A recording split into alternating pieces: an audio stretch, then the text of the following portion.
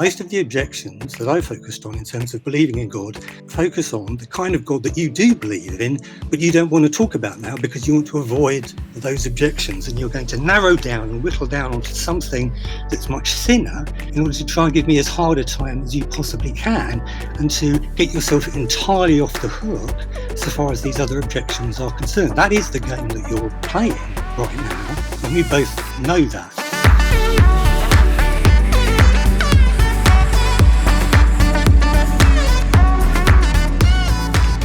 Welcome everyone to today's AMA, where we're very pleased to have Professor Stephen Law.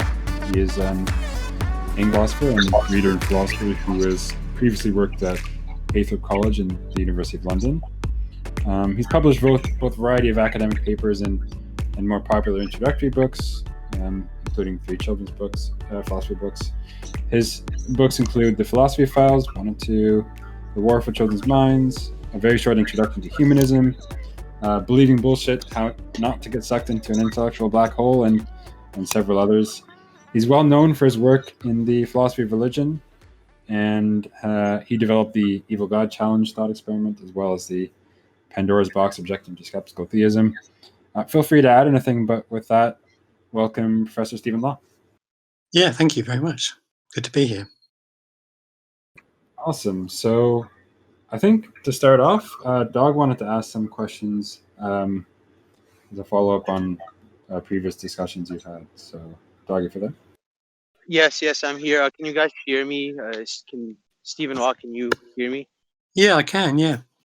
Okay, good. So, Dr. Law, so previously you had a conversation with someone named Danny the Troyer on Phil Talk. And one of the questions brought up was couldn't a skeptical theist simply respond to your skeptical scenario just like they would with any other skeptic? Right. My understanding is that your response to that would be something like, well, usually they could, but however, since they have knowledge of this being, that might have some reason, right? This newfound knowledge presents an undercutting defeater for their phenomenal conservatism. Is that correct? I'm not sure. I mean, this is a complicated issue, so I need to be very clear about exactly what we're discussing here. So you're thinking about the Pandora's box objection to skepticism, as I labelled it. Yep. So the Pandora's box objection is that once you've played the skeptical theist card to deal with the evidential problem of evil, you then end up with various other skeptical consequences, which most Christians are just not going to be prepared to accept. It seems to provide you with an undercutting defeater for various other beliefs, including belief in the Christian faith based on something like revelation or scripture or testimony. So that was the original objection. And then there's a kind of counter to that, which is that we can respond to skeptics with something sometimes it's called common sensism. Sometimes appeal is made to something called the principle of phenomenal conservatism. But all of that needs a bit of unpacking, really, before we can do. I mean, unless you've followed all of this literature, no one's going to know what the hell we're talking about. It's quite a complicated topic. Yeah. You're asking me, just repeat your question again, and we'll see if we can clarify it a bit. So I think you already kind of answered it, that like basically because one response to your from I believe I forgot who made the response, but the idea is that, well, we could take this a common sense view, right? Kind of like you said, where we could trust our senses unless a defeater is presented, right? But what you're saying is that, well, this is a defeater, right? Because you have knowledge of this being, presumably, right? They're claiming to have knowledge of such a being, but they're saying that we can't ever know what reasons he has for doing things, right? Or we're very unlikely, right? So you're saying, so with that newfound knowledge, right, it actually sort of becomes self-undermining because it basically presents an undercutting defeater to all knowledge of the external world, including of that being itself. Right? Is that? Yeah, it was something. I argued something along those lines. The idea was that once you've suggested that God may, right, that for all we know, God has a reason to allow all of these evils, just because we can't think of a reason that would justify God in allowing them, doesn't mean that there isn't a reason back there somewhere. There could quite easily be a reason. We can't conclude that, because we can't think of such a reason, that there probably isn't a reason there. So, we can't then assign a low probability to God's having a reason, lacking a reason, or having a reason to allow these evils. So similarly then, we can't assign a low probability to God's having reasons to deceive us in various ways. So perhaps about the external world, perhaps about the existence of the past beyond 5 minutes ago, perhaps about the truth of the Christian faith. Perhaps God has a very good reason to deceive us about the truth of that in various ways through, testimony, revelation, and so on. Just because we can't think of such a reason doesn't mean that the reason is back there. The same logic applies. Once you've introduced the skeptical theism card, we can just play it again and say, well, just because you can't think of a reason doesn't mean that there isn't a reason there. And so we certainly can't assign a low probability to there being such a reason. And if we can't assign a low probability to there being such a reason, then we're not in a position to take to trust God anymore, to trust testimony. So that was the original objection, which I didn't come up with. I mean, that was knocking around for some time. But then there was an attempt to deal with that, which was introduced by Michael Bergman, and before him, someone else called, I never know how to pronounce his name properly, I think it's Bidouin. And they both make more or less the same move. They say that as a matter of fact, we can just commonsensically know that certain things are the case, that the external world does exist, or whatever it might happen to be.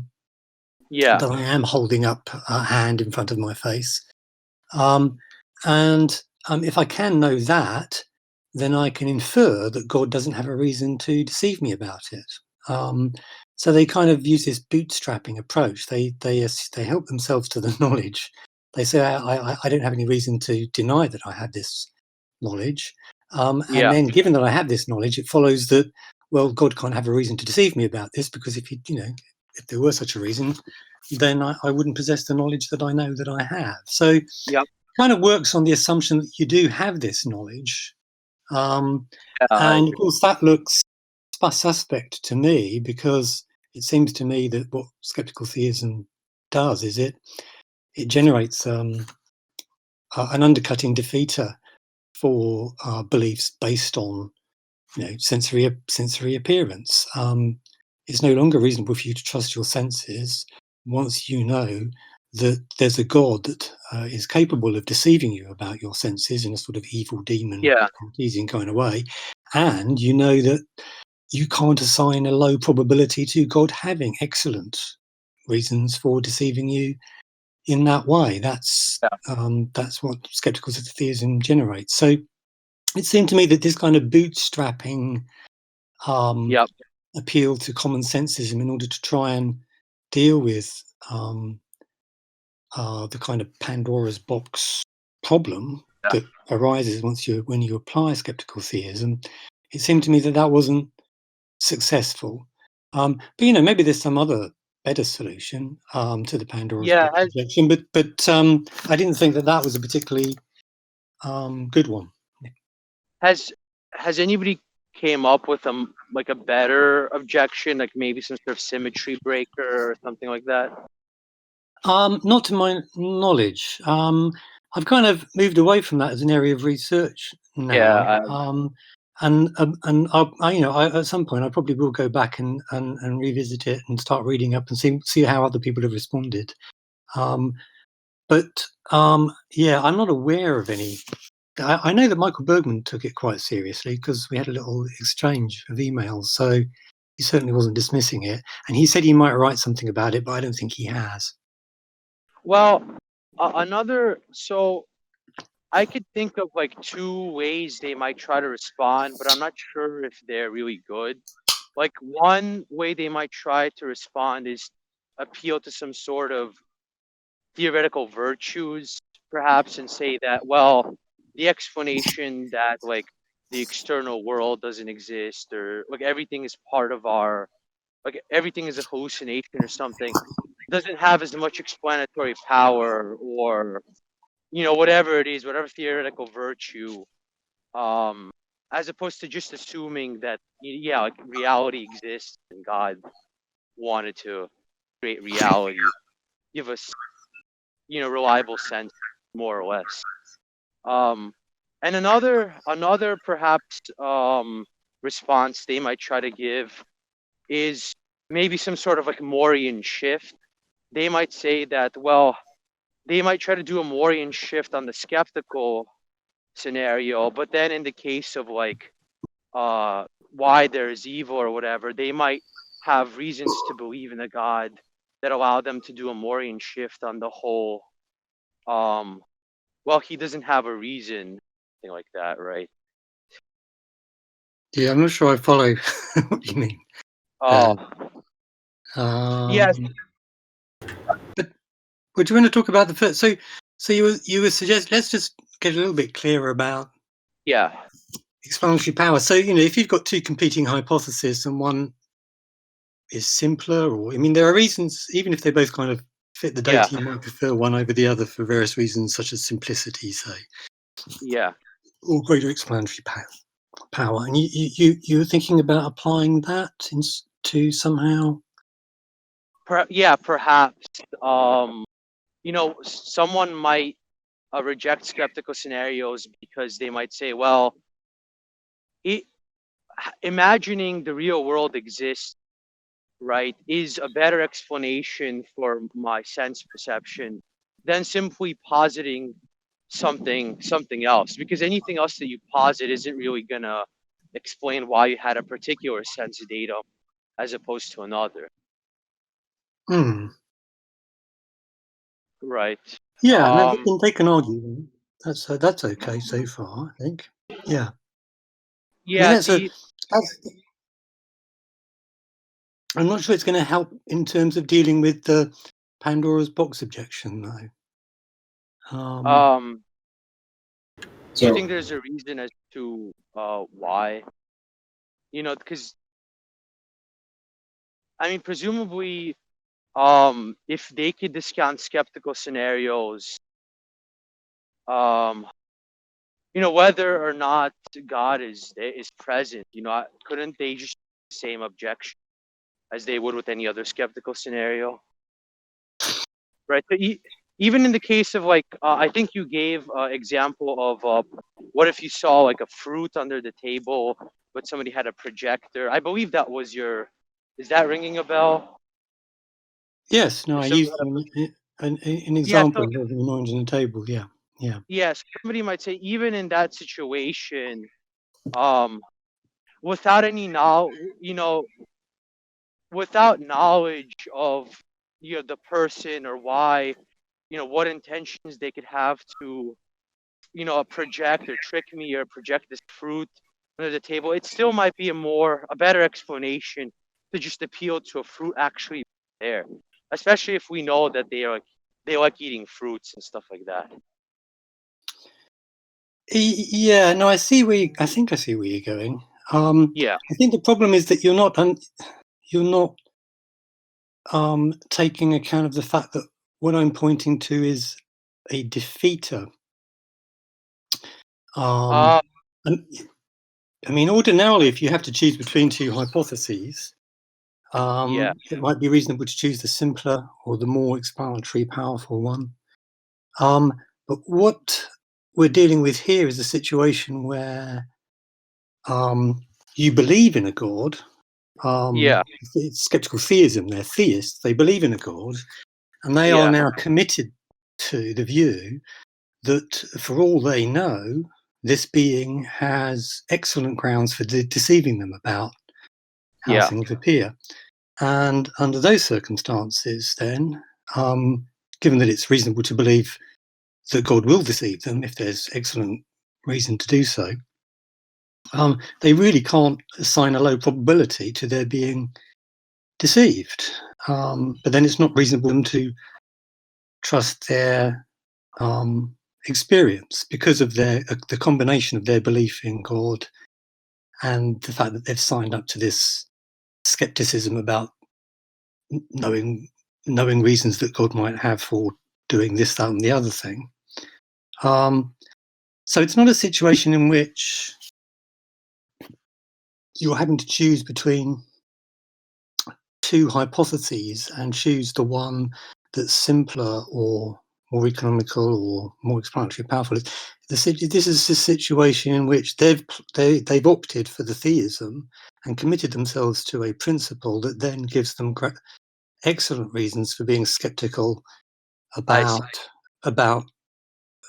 appearances. And under those circumstances, it can't be reasonable for them to then continue to trust appearance. That's the form of the worry, and I'm not sure how the appeal to simplicity or explanatory power or whatever it might happen to be is really going to help with that. Fair enough. What about another sort of reply that you've touched on briefly, but I just want to kind of get your thoughts, according to which maybe we can give some sort of a priori argument that would rule out these skeptical scenarios but not undermine skeptical theism, i.e. maybe some sort of Cartesian argument or something else like that. I mean, even if you don't think those arguments succeed, is that a potential route that someone could try to go? So this is an a priori argument for what? For God not being a deceiver, for example. Yeah, no, you might be able to come up with something along those lines. I mean, you can certainly argue that God would never deceive under any circumstances whatsoever. But it's quite a difficult line to defend, I think. Maybe an a priori argument along those lines could be delivered, but the Bible suggests that God deceives in one or two places. And once we know that, I mean, God may be morally perfect, but it doesn't follow from that he'll never lie. I mean, the very best of us will lie if the circumstances demand it, if there are really morally excellent reasons to do so. And in fact, it would be a moral failing in somebody if they failed to lie. That would show that they were rather less good than we thought they were if they failed to lie under those circumstances. So it seems odd to suppose that God would fail to lie if there were really excellent reasons for him to do so. It seems that would make him rather less morally good under the circumstances. And then there's also the worry that if God will just never lie, period, no matter what the justification might happen to be, no matter how good it is, then that raises the question of why he will torture children to death if he thinks there's a good enough reason. I mean, it's a rather strange combination of views to hold, isn't it? That God would never lie, no matter how good the reason for lying, but he will certainly torture your children to death if there's a good reason for that. That seems to be a rather inconsistent attitude to take towards God. I mean, the approach that we're looking here at, is the response to the evidential problem of evil is to suggest that there are reasons why God inflicts horrendous suffering on children. It's just that we don't know what they are. But trust us, they're back there somewhere, and they justify God in doing that. But do they? I mean, would a good God torture children to death I mean, you might make a case for saying God would never torture children to death, no matter how good the reason. So sorry, my computer's playing up. This is slightly distracting me. Okay. So yeah, I think you got my point. So it seems to me a very inconsistent attitude to take towards God, to say that on the one hand, he will torture children to death and inflict horrendous suffering on the innocent if there's a good reason to do that, but he would never lie, not even if there was a really good reason to do it. I can't quite make sense of that combination of attitudes. Or perhaps there could be some sort of argument to think that, okay, he would lie or deceive were there's a good reason to do so, but there aren't, or at least rarely are, such good reasons. Maybe we could have some argument for thinking that. Yeah, but that seems to be what skeptical theism blocks. We're just not in a position to know, says the skeptical theist. Right. Whether there are any reasons back there that would justify God in doing these things. Just because we can't think of the reasons doesn't mean that the reasons aren't back there somewhere. We can't assign a low probability to there being such reasons. That is the skeptical theist's position. But I'm not quite sure how they could do what you're suggesting. Yeah, it does seem difficult at best, if possible. So I guess we'll move on, and we'll take a couple of questions from Darth Dawkins if he wants to ask a few. This was the apologist I was telling you about, if that's all right. Oh, okay. Yeah, we really jumped in the deep end there. I was expecting some fairly, introductory stuff early on. Is that okay? Set out the issues, and get a feel for the overall territory. But no, we went right in the deep end straight away. But that's fine. I don't mind. Yeah. Darth, are you there? Yeah, I am. All right. Good afternoon, Professor Law. Are you the kind of atheist that denies that God exists as an eternal, ultimate creator? The kind of atheist that denies that God exists as an ultimate creator? I guess I'm one of those. Yeah. Okay. So how is it that God doesn't exist? Sorry? You disappeared. How is it that... I'm sorry, what? Sorry, there was a strange glitch. Okay. So why do I deny that God exists? Why am I a strong atheist as opposed to a sort of a weak atheist that merely fails to believe in such a being? Is that what you're asking? Yes. Right. Okay. Well, it partly depends on which God you're talking about. So if it's a good God, then I think the evidential problem of evil is very significant. My question doesn't contain that issue. Okay. When I define God, I'm defining God as that which is ultimate, eternal, a mind, and is the source of all possibility and impossibility. Whether or not that God has extended properties doesn't concern me when it comes to the denial of God. So how does that God not exist? Okay. Well, that's not how everyone understands God. And that's a minimalist definition of God. Yeah. But then William Lane Craig says that once you've understood God as the greatest conceivable being, then moral perfection gets built in automatically.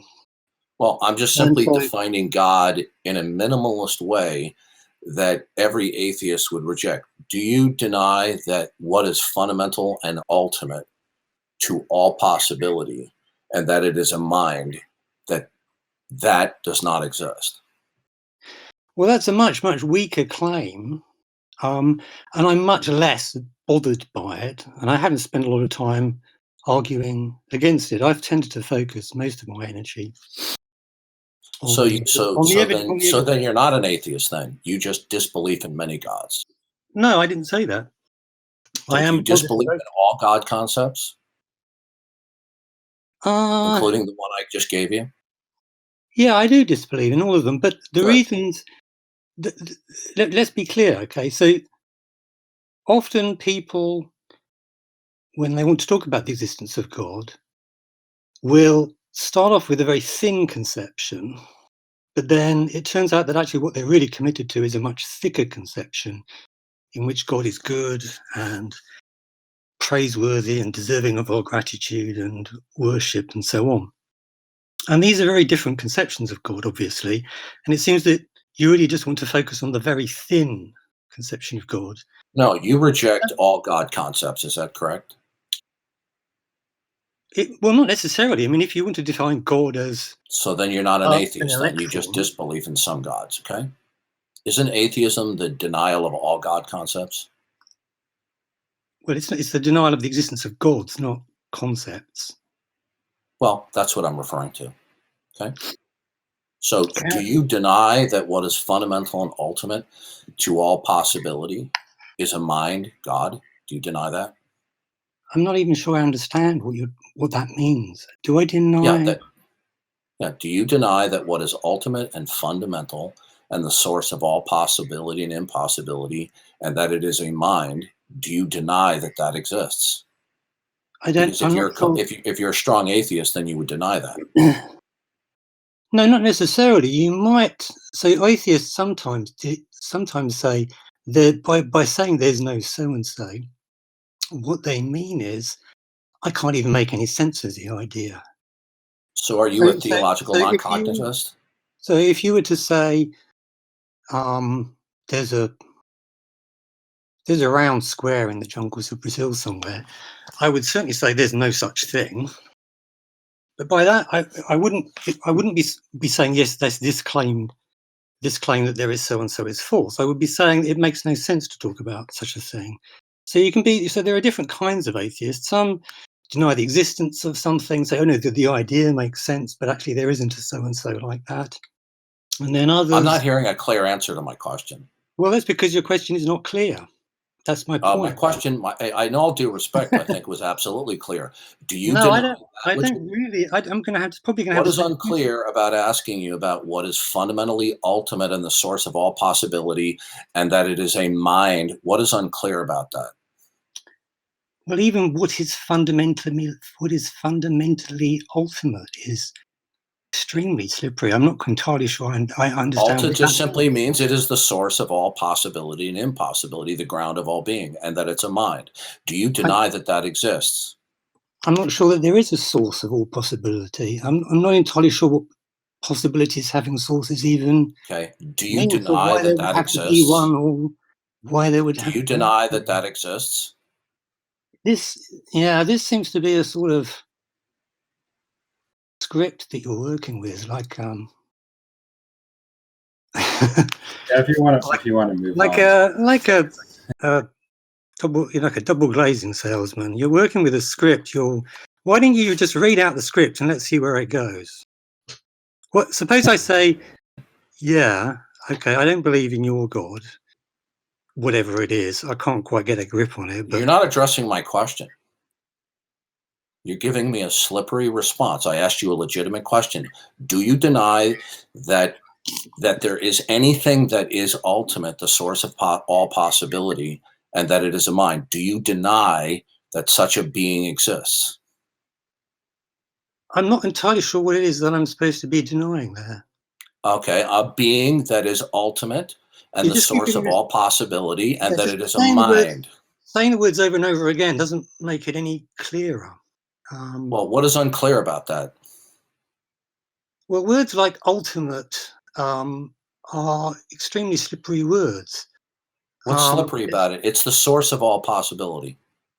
The source of all possibility. What does that even mean? I don't know. It means that for any dependent state of affairs, it derives and depends on what would be unconditionally non-dependent, absolute, and ultimate. It's a simple question. I ask this question day in and day out, every single day for years, and most of my atheist interlocutors don't have trouble answering the simple question. Well, maybe they're not professional philosophers that have spent a career thinking about and using this kind of language and realizing just how. So do you believe such a being exists? Or do you deny it? Let's say, for the sake of argument, that I deny such a being exists. Good. On what grounds do you deny that? On what grounds do I deny that such a being exists? Well, partly because I can't make sense of it. I'm struggling to get a grip on what it is that I'm supposed to be talking about. How does it follow that because you don't understand it, it therefore doesn't exist? Well, there are plenty of things I don't understand that exist. No, but if the reason that I can't understand it is that it involves some kind of conceptual muddle or confusion, and that really sounds like it does to me, then it is reasonable to conclude that there's no such thing. So if for example, on what grounds? If somebody says, I've discovered a round square in Brazil, we're not going to be mounting a very expensive expedition to Brazil to see if they've actually discovered such a thing. We know in advance. Because let me finish. Because those concepts put together in that kind of way, they just don't work. You're not really succeeding in describing some genuine possibility that we need to go out. You haven't shown what I've asked you is not coherent. I simply said, do you deny that there is an eternal being who is a creator and the source of all possibility? Do you deny, and everything else derives and depends upon that? Do you deny that that exists? An eternal being, it's a necessary being. It's ultimate, it's unconditionally absolute, and it is the source of all possibility, and it's a mind. Do you deny that? If you're a strong atheist, then you would deny all gods, including that. Do you deny that? Yeah, I'm very skeptical about there being any kind of. No, do you deny that it exists? Yeah, you won't really let me say anything, will you? I'm very skeptical about the idea that there's any kind of necessary being at all. Do you deny that it exists? Yeah, if I'm skeptical about it, then yeah, I'm saying I'm not sure that I can. I didn't ask if you're skeptical. I said, do you deny that it exists? Do I deny that there's a necessary being? It seems to me highly unlikely. Yeah, I don't assign that a high. I didn't ask you if it was likely. I said, do you deny that it exists? Yeah, I think it's unreasonable to believe that there's such a being, probably. Okay, so it does not exist? In my opinion, yeah. Okay, and what is your line of reasoning or argument that it does not exist? Well, there would be a whole lot of arguments you could raise, and they're not. Could you really give me one? They're not really arguments that I've spent much time on, because I've tended to focus on the kind of God that is worthy of our praise. But you're not interested. Can you tell me why that God does not exist, sir? Well, I'm explaining why I don't normally bother focusing on that kind of God. Okay, most people, including most Christians, don't believe in a God that's just like that. They believe in something much, much richer. Okay, you're dodging the question. No. I'm explaining, first of all, what the importance of taking a step back and looking at the bigger question is. Usually, when people are discussing God, they're discussing something that is worthy of our praise and gratitude. I'm not talking about that right now, sir. No, but you will be. Later on, you will be. And that's why what I'm saying now is relevant. Most of the objections that I focused on in terms of believing in God focus on the kind of God that you do believe in, but you don't want to talk about now because you want to avoid those objections, and you're going to narrow down and whittle down onto something that's much thinner in order to try and give me as hard a time as you possibly can, and to get yourself entirely off the hook so far as these other objections are concerned. That is the game that you're playing right now, and we both know that. Now, I'm willing to play the game, but I want you to understand, and everyone listening to understand, that that is the game that you're playing, and I'm just going to play along with you if you wish. I think actually it's probably best that we move on. You haven't. Sorry, I think we're actually just going to move on from that. It seems to be. All right. We could get into all of the different. But I mean, there's a whole list of things there: an eternal being, presumably a necessary being that is the ground of all possibilities. Each one of those claims needs unpacking, and we need to get much clearer about what it is that we're talking about. And that's what this rhetorical strategy is depending on. Most people are going to struggle terribly because these are very deep, complicated philosophical issues. and the language is extremely vague, and it's hard to know exactly what it even means. And by pressing the question and using that kind of language, you create the impression that somebody is out of their depth, is struggling to deal, and that's the impression that apologists like to give and generate about their opponents. But it's a very, it's a strategy. We could have an honest conversation about all of this stuff that's being raised here, but this is not an honest conversation. It's a rhetorical Right. approach. Yeah, I had a question, if that's fine, Detroyer. Yeah, we can move on, and if that's good. So I hope that experience was not like too disheartening, Dr. Law. I believe he was kind of like interrupting you quite a bit. But yeah, we had a couple of questions. So so first of all, a couple of questions about your view of reference. Perhaps your views on direct reference, Millian views, and causal theory reference. That's one of the first things. Really? Okay. Yeah. Wait, still my question. Yeah. And we also wanted to ask whether you believe that so second one will be a little bit of a heavy hitter, I guess. I hope you don't mind so many. So the second question is about the logical problem of evil. So you have concentrated most of your attention about the evidential problem, but there's I guess most people usually when they get into it start out with the logical problem of evil. So the question is, do you believe that the logical problem? Yeah, Doug, I'll unmute you. Do you believe that the logical problem of evil is still a big concern? Do you believe there is a solution to it? And do you believe that compatibilist accounts of free will could offer any consistent theodicies that get around the logical problem? So I'll just repeat the questions in case somebody missed it. First is your view on reference, specifically to comment on causal or direct reference. And second is about the logical problem. Do you believe, one, that the logical problem is not as difficult as the evidential problem? And do you think that Christians could have consistent accounts of the logical problem, theodicies of the logical problem, using compatibilist free will without libertarian free will? Please go ahead. Okay.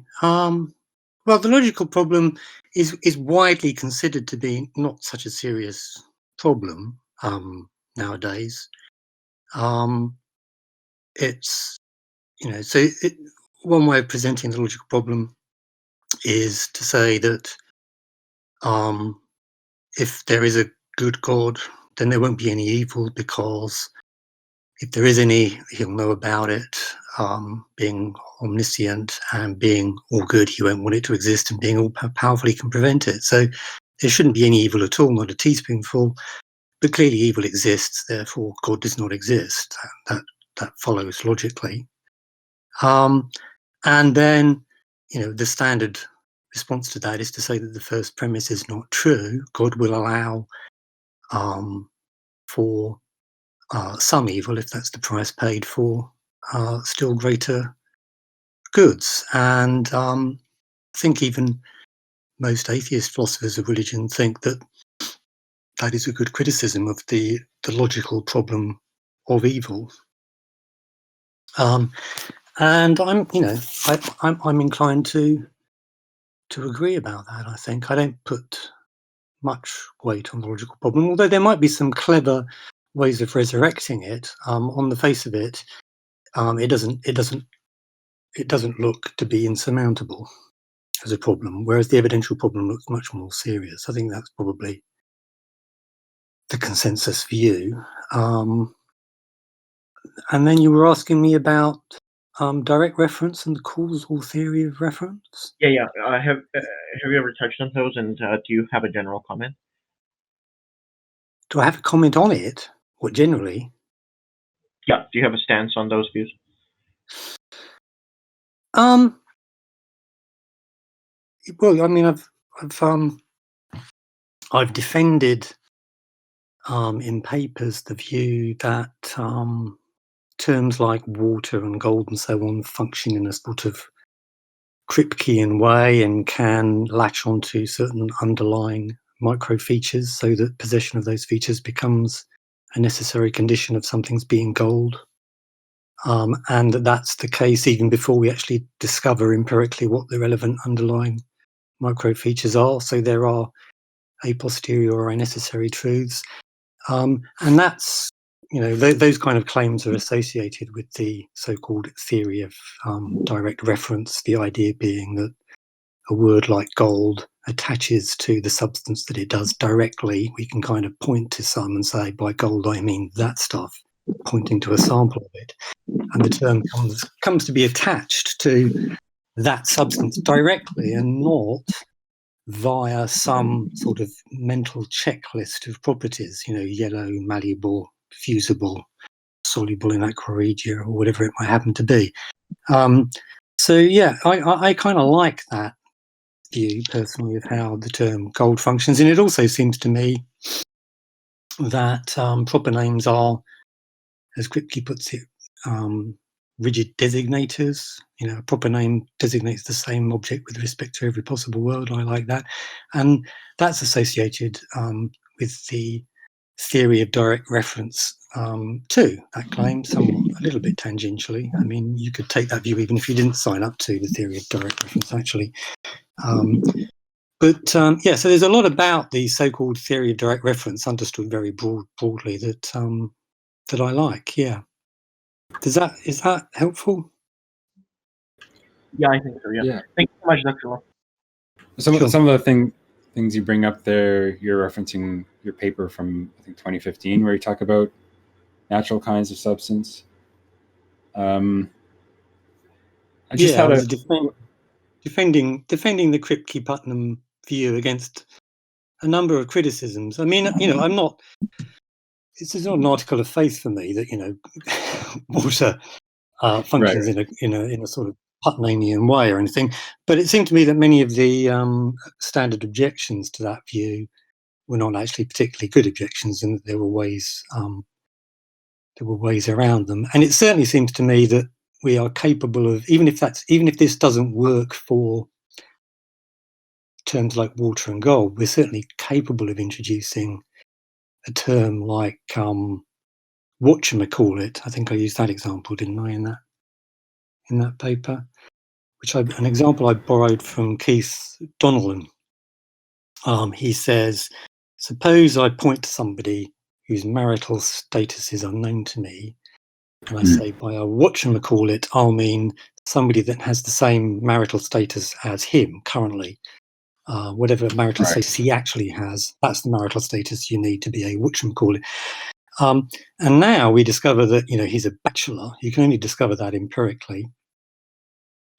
And now we've discovered a necessary truth that necessarily somebody's a whatchamacallit, if and only if they're a bachelor, because we defined whatchamacallit in such a way as it latched onto that marital status. We knew not what it was initially, but now we do because we've asked him.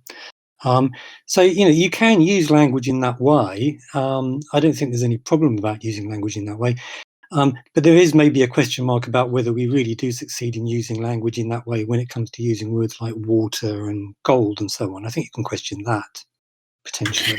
But I don't think there's any problem in principle about using words in this way so that they latch on directly to certain underlying features, so that the presence of those features becomes a necessary condition of something's being a so-and-so, thus defined. Yeah, of course, there has to be some room for sort of demonstrative or ostensive definitions like that, right?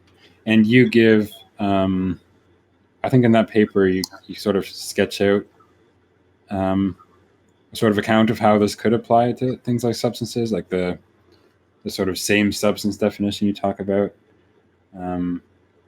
could. Oh yeah. Yeah. That could play a role in fixing reference in that way. Yeah, well, there was this. People got very excited, indeed, and somewhat disturbed in many cases by the thought that words could potentially latch onto these underlying characteristics, an atomic number or a chemical composition or some sort of genetic constitution. They thought that this was these guys saying that the world comes with essence built in, and many philosophers found that deeply puzzling and objectionable. I mean, Kant famously says, experience can reveal that things are so and so, but not that they cannot possibly be otherwise. We couldn't have an empirical discovery of a necessary truth. The fact that it's empirically discovered seems to suggest that the necessity is out there, it's built into the world, and that seems to many of us to be metaphysically, very exotic indeed, a bit too exotic, really. I mean, particularly if you sign up to a sort of conventionalist account of necessity, on which necessity is a product of our linguistic conventions or the way in which we use language. If that's where necessity ultimately resides or originates, it's certainly not built into the world prior to our starting to conceptualize and describe it. And yet it looked as if Kripke and Putnam and these other philosophers were now suggesting that no, there are essences out there and we can ready-made and we can attach labels to them, and Bob's your uncle. We can then discover scientifically certain necessary truths about these kinds. But actually, it seems to me, and actually it seems to a number of other people too, but it certainly seems to me that you can actually sign up to everything that Kripke and Putnam are saying about how terms like water and gold function and tiger and so on, that they do latch onto these underlying characteristics. You can sign up to all of that while still maintaining that necessity is ultimately rooted in our linguistic practices, or certainly you don't have to sign up to the view that necessity is somehow built into the fabric of the universe, waiting for us to kind of attach labels to it. And in fact, the whatchamacallit example nicely illustrates that, because we discovered empirically a necessary truth. Necessarily, someone's a whatchamacallit if they're a bachelor, but it would be ludicrous to suggest that necessity was somehow built into the fabric of the universe prior to my defining the term whatchamacallit in the way that I did. I mean, it's clear that the necessity is a product of how I cleverly introduced the term. It's an artifact. It wasn't out there already waiting for me to discover it. And if that's true in the whatchamacallit case, then it seems to me it can be true in the water case and the gold case and the tiger case also. But famously, Nathan Salmon, very good philosopher, argued some time ago, now back in the 1980s, I think it was, that actually these definitions of terms like water and gold and so on differ from the definition of whatchamacallit because they make appeal to some sort of theoretical same substance relation. Same substance relation. We don't just have to discover, in the whatchamacallit case, you just discover that the bloke is a bachelor and that's it. That's the empirical contribution. But in the case of water, you have to, if we look at how Putnam supposes water is defined, you have to discover, in order to know that necessarily water has the chemical composition H2O, we have to discover that not only is the substance that I pointed at, not only does that have the chemical composition H2O, but also that two samples of the same substance related within and across worlds, only if they share the same chemical composition. Now that's a second discovery that we also have to make. And that, Salmon suggests, when you unpack it a bit, turns out to me involve some really, something really quite exotically metaphysical. So Salmon thought that actually there was this metaphysical background to what Kripke and Putnam were doing. And he had succeeded in digging it out and laying it bare in his book, Reference and Essence. And what I do in my paper, Natural Kinds of Substance, is try to show that actually even all that stuff about theoretical sameness relations, even those further discoveries that we had to make, the same substances are same samples, the same substance related within and across worlds, only if they share the same chemical composition. In fact, even that actually can be accommodated by somebody who thinks that there ain't no necessity out there in the world. It is ultimately a product of our linguistic conventions or practices or whatever.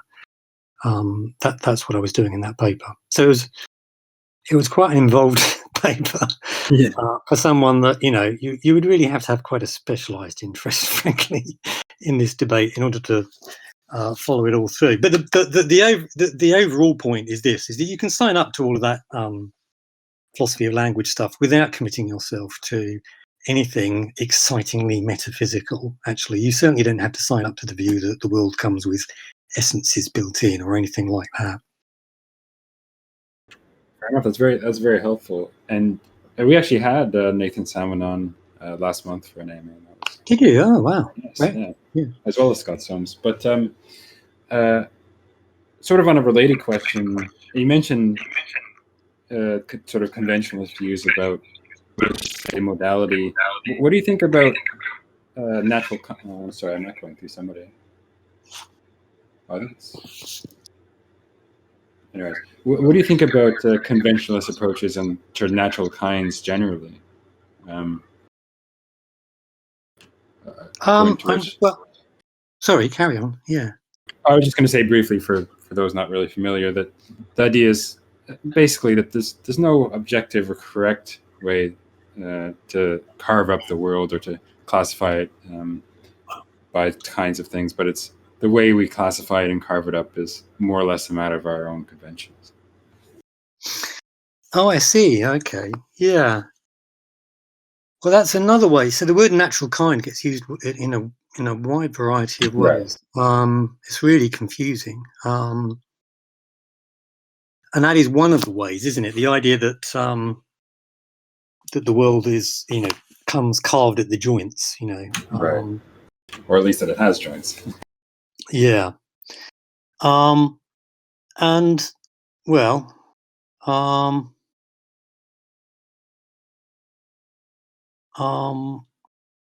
what do I think about that? I don't have much of a problem with it. I think that very often people, we probably need some nice, clear illustrations, really, don't we, to get a sense of what we're talking about. And I'm a bit tired and struggling at this point, so I'm not sure I'm going to be able to come up with them. But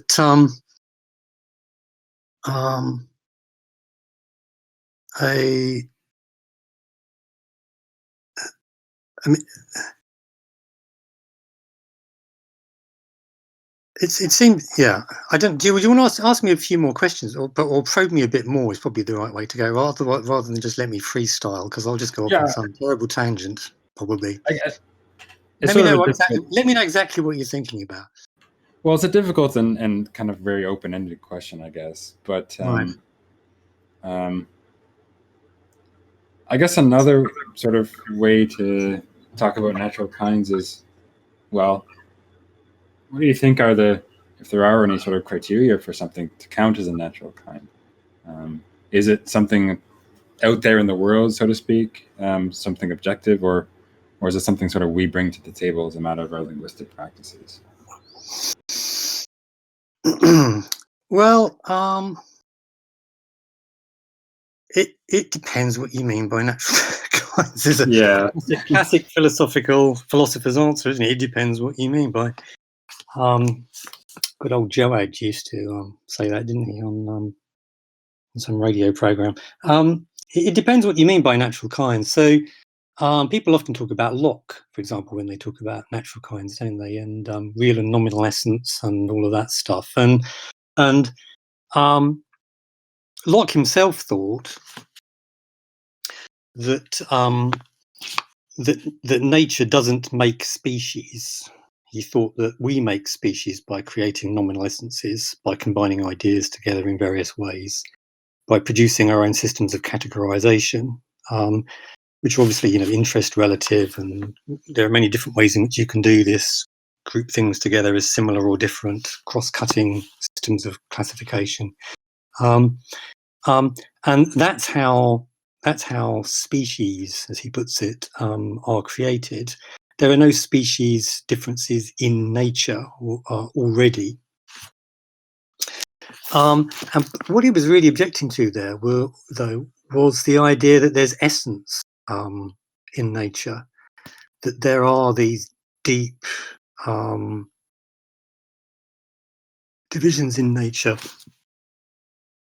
such that, the idea that things are same substance related only if they share the same chemical composition or atomic constitution or whatever, and that's true within and across worlds. This applies to not just the actual world, but to any possible world, a substance in any possible world.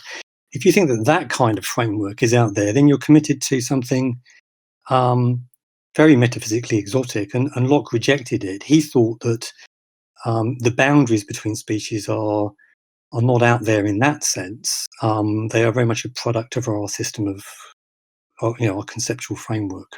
And there are many options, many different ways of carving the world up.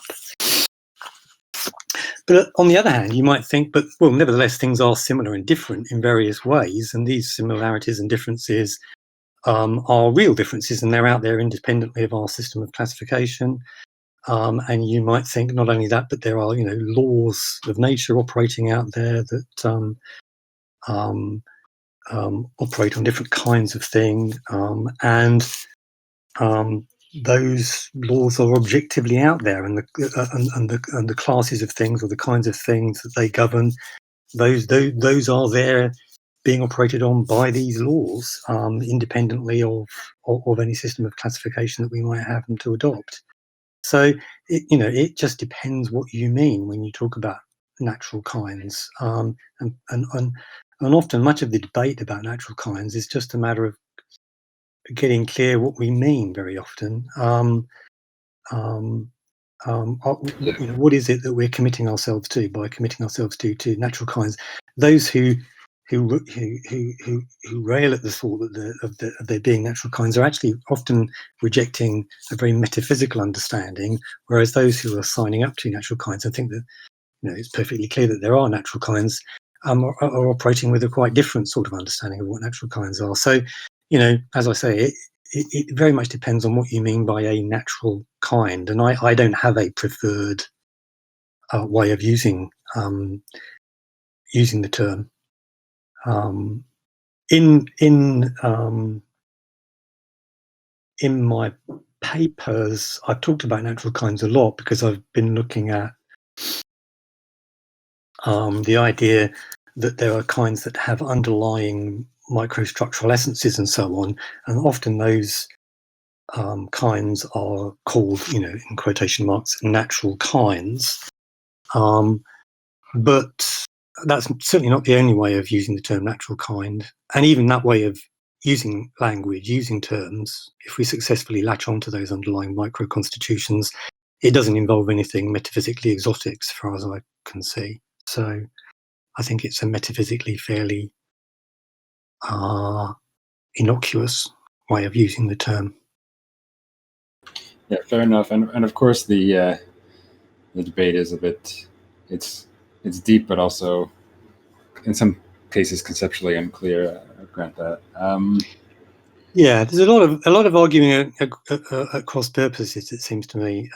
Very often, I mean, not so much amongst professional philosophers, maybe, but once you start moving out into debates, many contemporary political debates, I mean, very hot political debates that people get very worked up about. Issues to do with gender, for example, or race, or people start to use words like essentialism, essence, the idea that there are natural kinds, and this language then gets co-opted into those debates. And sometimes the lack of clarity causes, it is quite damaging. People misunderstand each other. And so it's good to get clear about what we mean by these terms, and particularly when you sort of step away from the dry academic disputes and move out into these other more sensitive areas. And that's why, actually, I wrote a paper for Eon magazine a little while ago, just explaining Kripke on essentialism and then explaining some of the relevance of Kripke on essentialism for contemporary debates about gender and trans issues, trans rights and race and so on. I just wanted to do that as calmly and clearly as I could, just as a kind of provide a kind of a map for people to help people, so that people didn't end up arguing at cross purposes or misunderstanding each other. So you can go and check that out if you're interested. Yeah, absolutely. That's interesting. So I guess we'll move on to some questions from the chat. So back on the skeptical theism stuff, Spicy was wondering, first of all, I guess if you're familiar with the paper from Perry Hendricks from last year. I think it's this paper called Skeptical Theism Proved. Maybe, I'm not sure. I think that one. All right. No, I haven't. To be honest, I haven't read that. I haven't read anything much on skeptical theism recently because I've been doing some other stuff. As I say, I was going to get back to it at some point and revisit it. But no, you can't assume that I've read the paper. Yeah, that's fair enough. But he's sketches out briefly what his objection is in there. Essentially, he's claiming that this sort of objection, the Pandora's box objection, only gets off the ground if you accept what are certain controversial epistemological theses. And so maybe from an externalist or phenomenal conservative or Austonian epistemology, the concern isn't really a big worry. Do you think that maybe there's something to this sort of approach, and maybe what sort of epistemological assumptions do you think you make in the Pandora's box objection? I was addressing in the paper that talks about Bergman and Boudoir, if I'm pronouncing his name correctly, their response to the kind of Pandora's box worry. I was just looking at what I think Bergman calls it common sensism, I think, and he talks about G.E. Moore's common sense response to skepticism, and of course, phenomenal conservatism can also crop up in these kind of discussions. And I just wanted to point out why the Bergman type response on closer examination just doesn't seem to work. But, maybe there's some other way of employing common sensism that's going to be more successful. Maybe Perry Hendricks has succeeded in doing that. I'll have to go and have a look and find out. But on the face of it, the sort of bootstrapping approach that Bergman takes, it doesn't really work for the reasons that I think we've already been through earlier on. So I won't rehearse them again. Fair enough. I mean, do you personally have any sort of general views on epistemologies, like, for example, like foundationalism, it's like internalism about justification, stuff like that? Do you have a...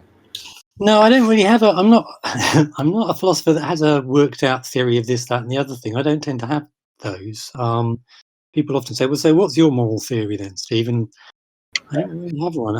What's my theory of knowledge? I don't. Well, I mean, I'm very sympathetic to the principle of phenomenal conservatism. It seems to me that it can be reasonable to, just trust your senses. Unless you have some positive reason to distrust them. I mean, I like that as a principle. I'm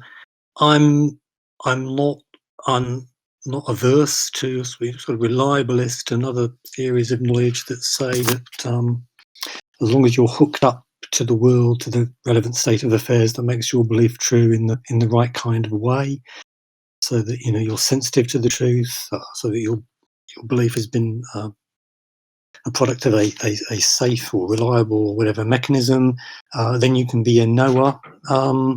Your belief can qualify as knowledge, and you don't need to know that your belief is hooked up in the relevant kind of way. So, I'm pretty pretty comfortable with those views. I find them quite attractive personally. So it's not as if I dislike phenomenal conservatism or the principle of it, or that I dislike externalist theories of knowledge. No, not at all. I find them quite attractive in many ways. It's only not that that's driving my skepticism about religious experience, or that's driving my worries about the Pandora's box worries, the worries that I explore in the Pandora's box paper. I'm quite comfortable with Bergman's common-sensism. In fact, generally speaking, I think it's fine. It's just that it doesn't deal with the skeptical worry that skeptical theism generates, because the skeptical theism still has the undercutter. Yeah, because the skeptical theism is generating the undercutting defeater, it seems to me, or at least Bergman hasn't succeeded in explaining why it doesn't do that. Maybe somebody else can. Yeah. Yeah, fair enough. You mentioned there. So you have a paper, I think it was for Think, or you published somewhere, criticizing sort of claims people sometimes make that they just know something. Yeah.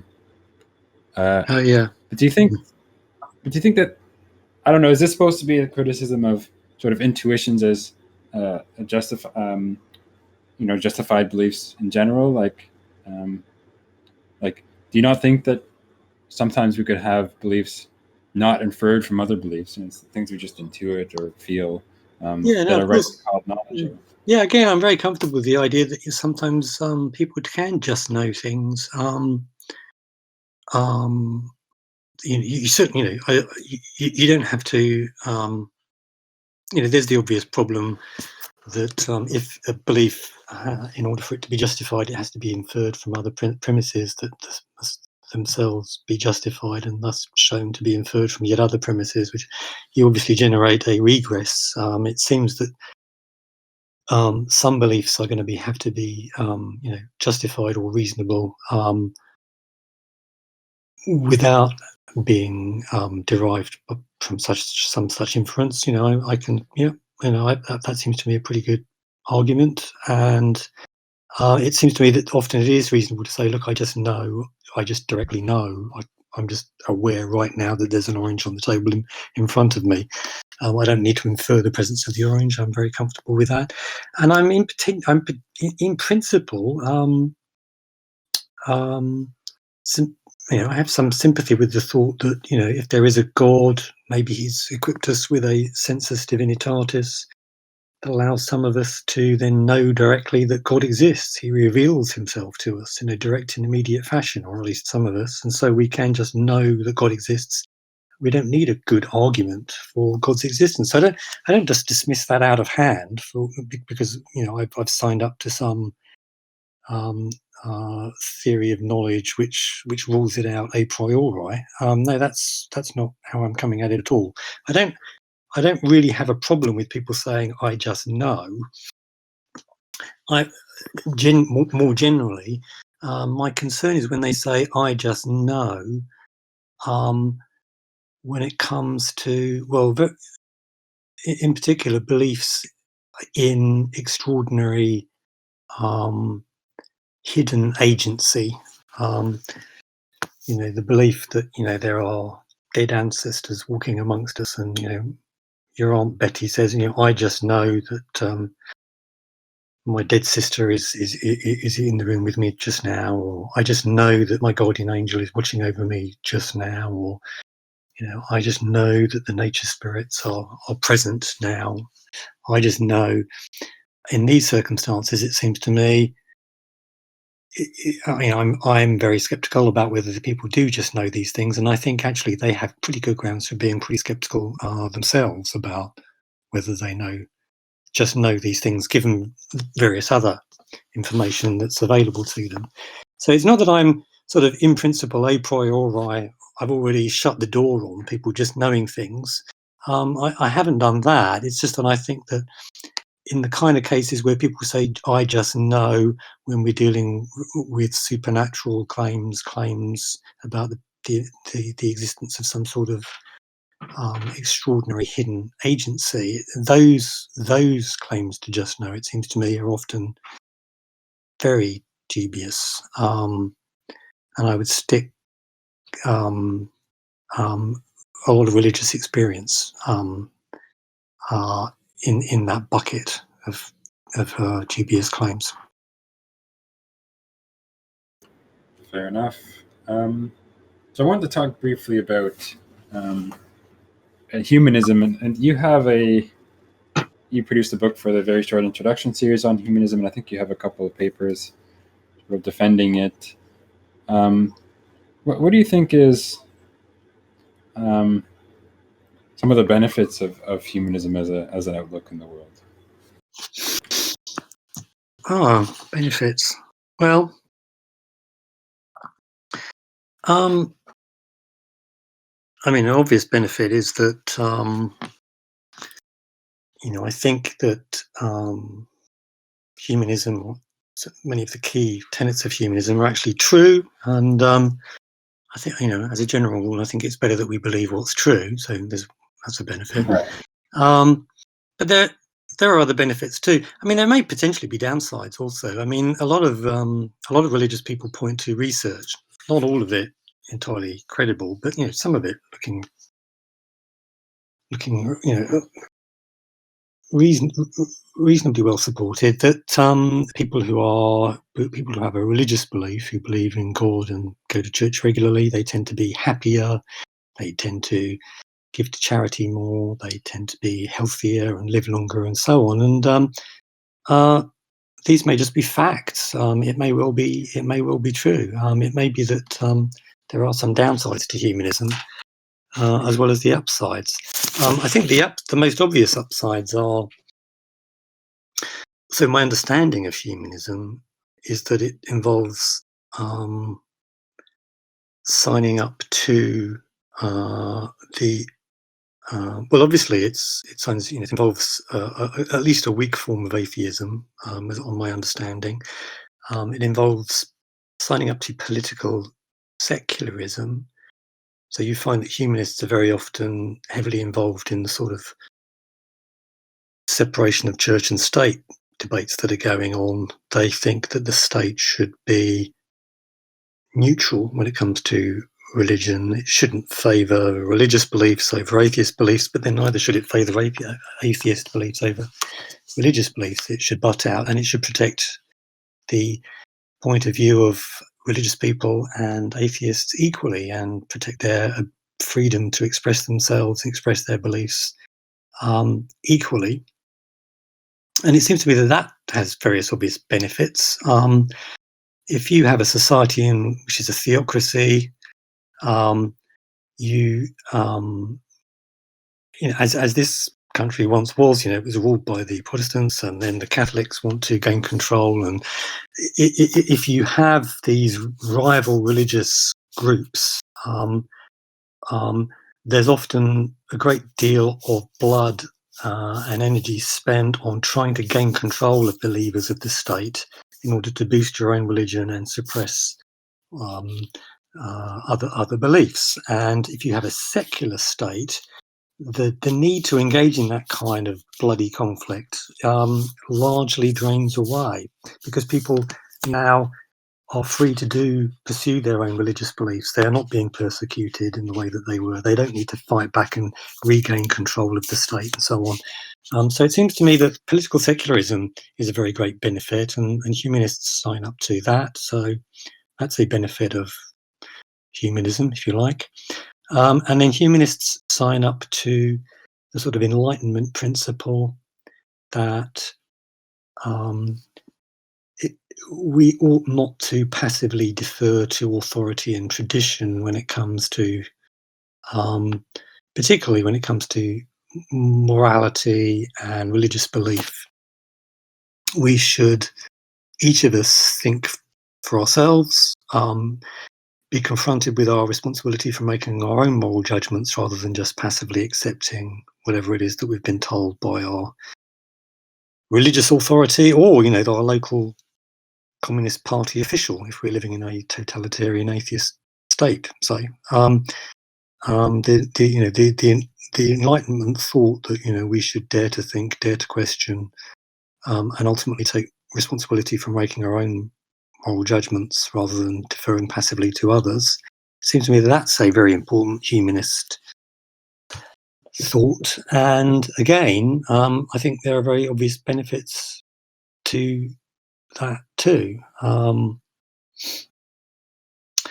In particular, if you raise, it turns out, for example, that if you raise individuals to think and question, and not just passively accept what they're told, and you raise them to have empathy and imaginatively put themselves into the positions of others, rather than just passively do what they're told to do, that really does have many positive effects.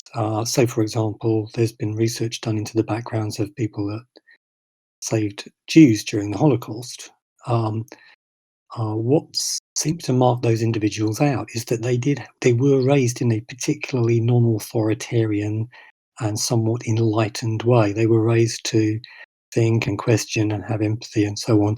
The people that didn't save Jews during the Holocaust were the kind of people who had been raised to passively accept what they were told by authority, that felt that they had to just do what they were told, didn't question it, and so on. So it seems to me that if you want to raise citizens that are going to be immune to the kind of Pied Pipers that are going to lead a society down those kind of very dark alleyways that many of us led down in the 20th century, that it's important that we do raise individuals to be enlightened individuals, with a capital A, people who are taking responsibility for making their own moral judgments, are taking a step back and asking themselves a few searching questions, and are prepared to question authority and not just passively accept whatever they have been told. So that's another benefit, if you like, of humanism.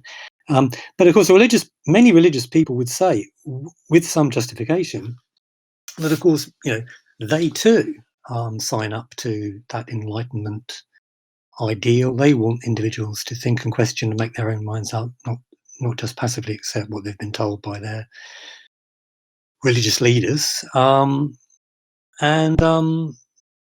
Good. We have that much in common. And in fact, we really then ought to perhaps come together, religious people like that, and atheists and humanists like myself, who sign up to that Enlightenment ideal and who are political secularists. We ought to find common cause against the totalitarians and the authoritarians who can be, certainly can be religious in a brutal theocracy, say, but can also be atheists too. Atheists are perfectly capable of being brutally authoritarian, of stripping away individuals' freedoms, of telling them what they must think, policing their thoughts. They can do that too. They have a track record of doing that too. Humanism is against all of that, and many religious people are against all of that too. And so humanists like me can find common cause with religious people like that. So there you go. That went on quite a long time, didn't it? But I gave you some of the things that I like about the humanist outlook and why I think that they're beneficial. No, that's great, and a lot of those commitments seem reasonable enough to me. One of the other things that you mentioned as part of the common commitments of humanists is their views on how our lives have meaning and how that can be so independently of any sort of divine being. So I guess my question is to you, what do you sort of take this to mean? Like, what is that life has meaning? And second, is there some view you have or about like what a plausible account is or might look like? Well,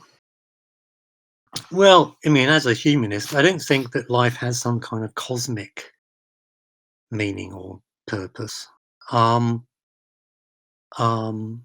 But there's still the meaning and purpose that we give our lives. I mean, I appreciate that many people would say, but that's not good enough, Stephen. I want more. I want some kind of cosmic, with a capital C, meaning to my existence, purpose to my existence. I don't think that there is such a thing.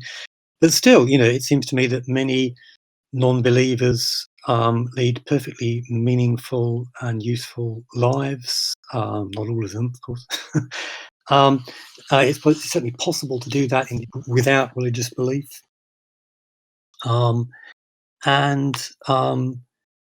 If we look at the lives of religious people and we look at the lives of non-religious people, and we can see that in both cases you have lives that are largely meaningless and pointless. You find non-religious people leading lives like that. But you find religious people leading lives like that too. I mean, if you're blindly following the tenets of a religion that's false, then there is something rather sad about your existence. The meaning and purpose that you think it has is ultimately illusory, and that is going to have to be true for many religious people. So you find a meaningless existence on both sides of the equation, but you find meaningful lives being lived on both sides too. And we can see. I mean, it's hard to come up with a watertight definition of what it is that makes a life meaningful. But having a worthwhile project that you pursue with passion, a project that impacts on the lives of others and in a positive way. I mean, that is something that religious and non-religious people do, and it gives people a sense of purpose and fulfillment, and it gives their lives a kind of meaning, and perhaps the only kind of meaning that it could ever have. Is that enough of an answer? No, absolutely. Yeah, that's helpful. So we've been going for a bit over an hour, I guess. Just wondering at this point how much longer you're willing to stay, because we have a few more questions. It's been great so far. Okay, well, let's do one more. I was tired before I started, to be honest, because I'm not on my best form because we just recently bought a puppy, and I don't think I've ever been as tired. I'm 60 this year, so I'm not a young man anymore, and good grief, it's hard work having a young dog. I'd completely forgotten what it's like. So I can barely string two sentences together at the moment. So yeah, I will call it a day soon. But let's do one more question. Yeah. All right, I'll ask something about the evil God challenge, because I think I'd kind of be remiss if we left that out. So, what do you think of the any of the attempts that people have given to provide some sort of symmetry breaker, right?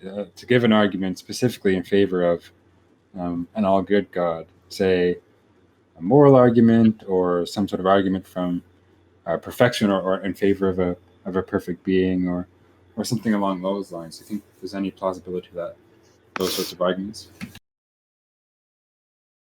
Yeah.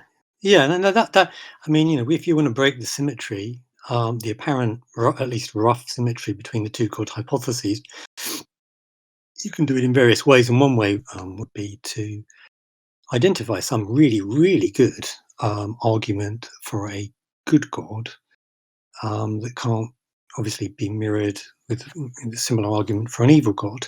But it's going to have to be, a really good argument in order to push belief in a good God very significantly up the scale of reasonableness, much, much higher than our belief in evil God, which is languishing right down the bottom with belief in Santa and belief in fairies and other such ludicrous beliefs. I mean, belief in an evil God is absurd. So yeah, maybe it can be done.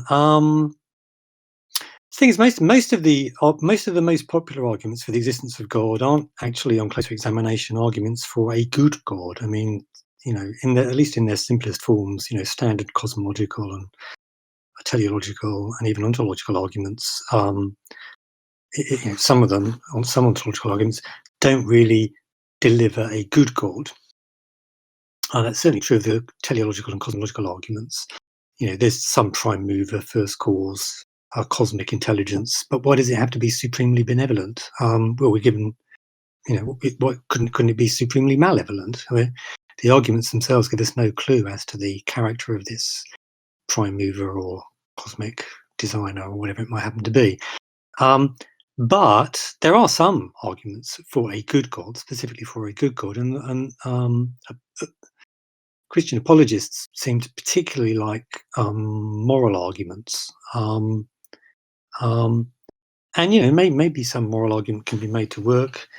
The thing about moral arguments is that, I mean, even many religious people don't find them terribly convincing. I mean, Professor Richard Swinburne, for example, thinks that moral arguments are no good. Moral arguments for a good God. But maybe such an argument could be made to work. I mean, a simple version, such as if there's no God, then there's no objective moral truth. But there is objective moral truth, therefore there must be a God. Some argument along those lines.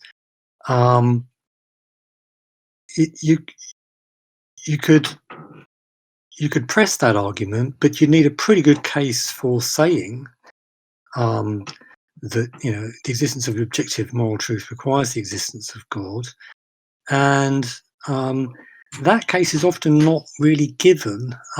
Usually, what the apologist does is they just point a finger at the atheist and say, "Well, you tell me how to, account for the objectivity of moral value in the absence of a God."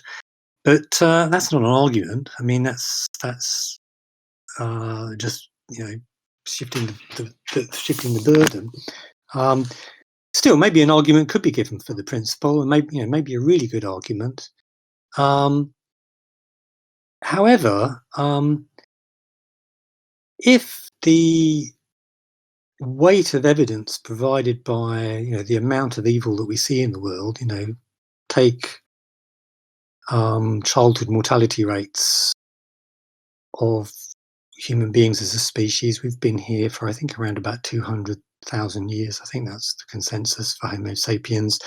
For almost that entire period of time, up until very, very recently, your chances of making it to adulthood were not really better than 50-50. Half of children would die on average in each generation. Over 200,000 years, they would have died horribly. Usually their parents would have had to watch them die horribly. Ask a parent that's lost a child what's the worst thing they've experienced, and they'll probably say that is. So just, appalling human suffering over 200,000 years. I've forgotten where I'm going with this. I'm so tired. I'm losing the plot. So there's a great weight of evil there, and if you could show that there's if there's no God, then there are no objective moral facts. Then while it might be true that there appear to be objective moral facts, I mean, it certainly does appear to me that things are objectively morally true. We really feel very strongly committed to that belief.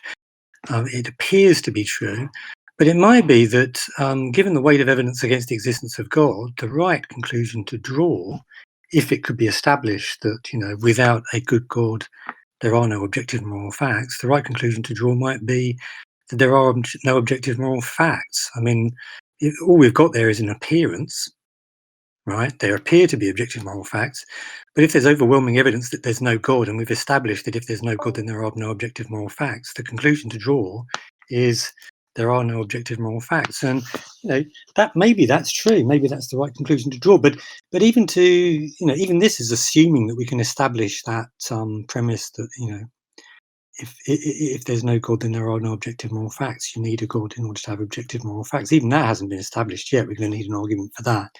So it seems to me that when people run the moral argument, they tend to run it in such a way that they think that they've proven God because there are objective moral facts, and we all believe that. And if there can't be objective moral facts, if there's no God, then we have to sign up to God. The logic there is very twisted, and we're airbrushing out the fact that actually we all seem to have a huge weight of evidence against the existence of God. And when it comes to objective moral facts, well, there's just the appearance of there's no proof that objective moral facts are there. There's just the appearance. And when you have a weight of evidence against appearance, you give up the appearance. The earth doesn't appear to move. It really seems to be stationary. But such is the weight of evidence that it does move that I abandon my belief in, I give up the appearance. I think the appearance is deceptive. Things are not as they appear to be. And it might be that then that's what we should do. That would be the conclusion that we would have to draw about objective moral facts. Maybe. Maybe we'll have to be moral nihilists and accept that. And actually, that might not be so very bad after all. Actually, it seems to me it's not quite as scary a position as people often think it is. But anyway, on that bombshell, I should probably call it a day. Fair enough. I just want to.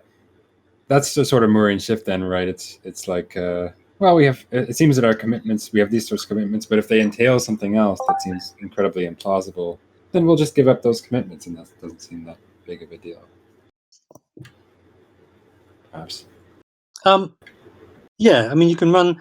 The argument can be run in two different directions, and the Christian apologist runs it in one direction, but actually, it's probably more plausible to run it in the other direction, given the weight of evidence against the existence of.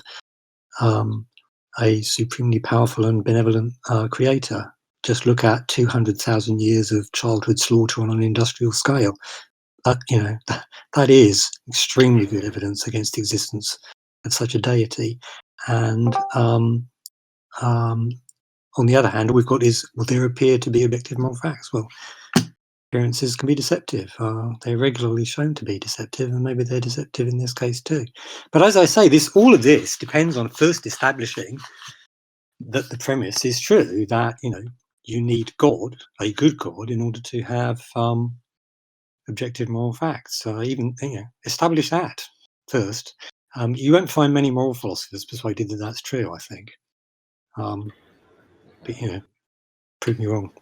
That's a good point. Well, thank you so much for taking the time to answer all our questions, and it's been excellent. I know you're tired, and we'll let you go at this point. And thanks everyone else for listening and asking questions. Thank you so much. It was so enjoyable from our side. Yeah, no, it was a pleasure, and it was much more of a grilling than I thought it was going to be. But and we went into a lot more detail, but it was good fun, and I enjoyed it. So, and thank you very much for asking me on. Yeah, and I did my apologies for being a bit ropey. I've been more cogent, frankly, than I was tonight. But anyway, hopefully you got something out of it. Thanks so much, Dr. Lawrence. See you later. Okay, bye.